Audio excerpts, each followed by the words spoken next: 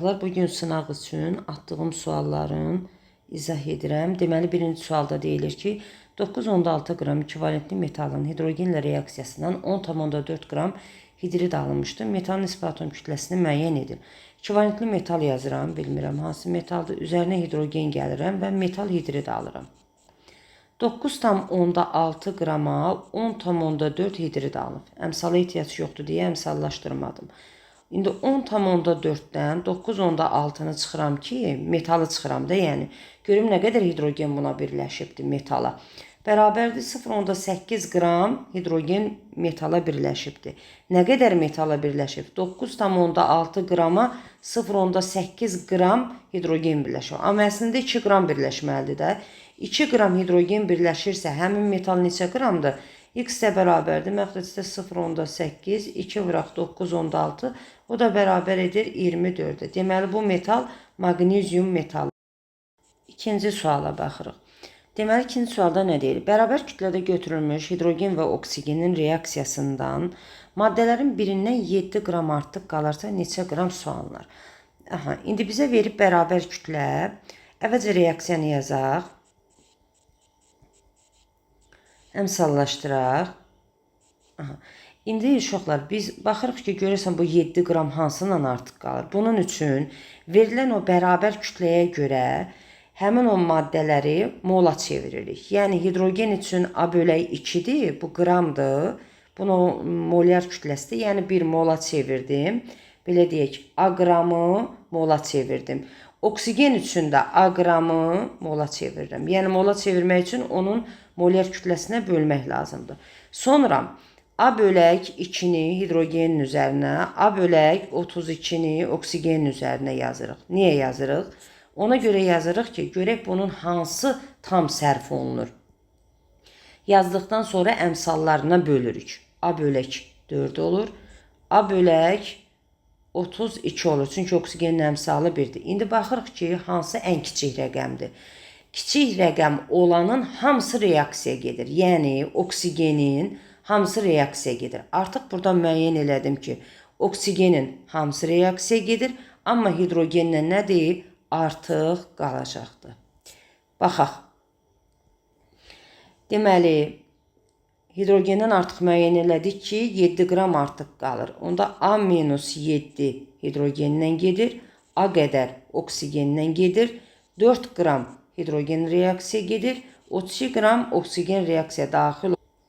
Buradan A-nı tapaq. 4A bərabərdir. 32 vuraq. A-7. 4A bərabərdir. Ya da bunu elə ixtisar aparaq. 4 ilə 8-ə gedər. Demə 4-ə gedər 8 dəfə. Bu eləyir 8. A-7.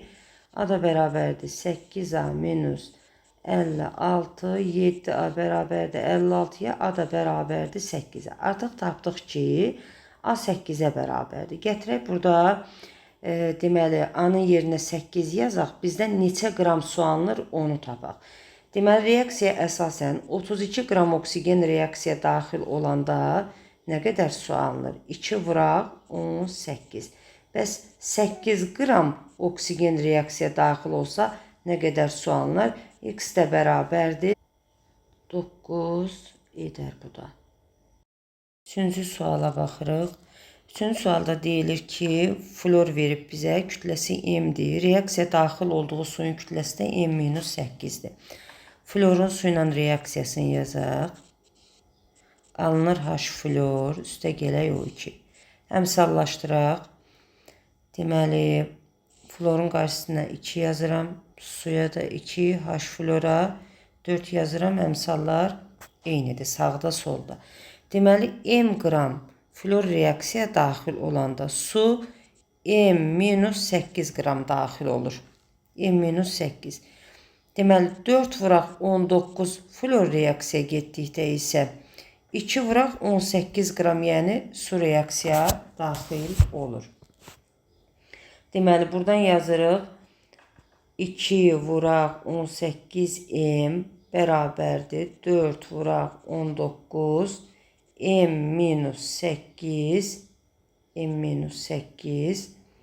Deməli, buradan da 9M bərabərdir 19m çıxaq 19 vuraq 8 m də bərabərdir 15 tam onda 2 edir. Dördüncü suala baxırıq. Deməli, iyonlarda xlorun elektron formullarının uyğunluğunu müəyyən edin. Deməli, birinci verib bizə nə? Xlor O2 mənfi. Deməli, biz burada xlorun oksidaşma dərəcəsini tapmalıyıq. Xlorun iyonda oksidaşma dərəcəsini tapmaq üçün bilirik ki, deməli, xlorun üzərinə X yazaq. Oksigen üstünə -2. Deməli, bilirik ki, iyonun yükünə bərabər olmalıdır oksidaşma dərəcələrinin cəmi. X -4, bu 2-ni vurdum -2-yə, bərabərdir -1-ə. X də bərabərdir -3. Deməli, birincidə xlorun oksidaşma dərəcəsi -3-dür. İndi ikincini yazıram. İkincini yazaq. Xlor O3 üzərində mənfi. Deməli, xloru bilmirəm. X-dir. Oksigen -2-dir. X -6 bərabərdir -1-ə. X də bərabərdir -5-ə. Bu da ikinci üçün. Deməli, üçüncü üçün yazıram. Xlor O4 mənfi. Bu X-dir. Oksigen -2-dir. X -8 bərabərdir -1-ə. X də bərabərdir -7-yə. Deməli, müəyyən etdik ki, buradan birincidə xlorumuz oldu -3. İkincidə oldu -5. Üçüncüdə oldu -7. İndi baxırıq ki, görək hansı elektron formulunda 3 dənə tək elektron var, 5 dənə tək elektron var və 7 dənə tək elektron var.